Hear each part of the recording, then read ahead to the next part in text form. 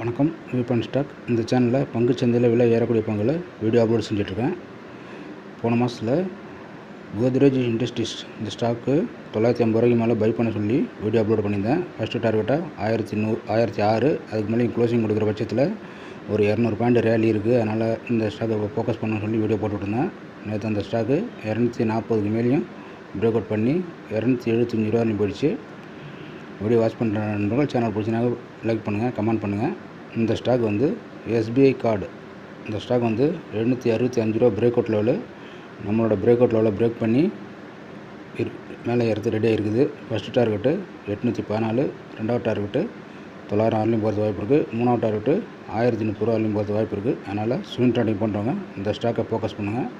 720 ரூபா best buying லெவலாக இருக்கும். அதனால் இந்த ஸ்டாக்கை ஸ்விங் ட்ரேடிங் பண்ணுறவங்க ஃபோக்கஸ் பண்ணுங்கள்.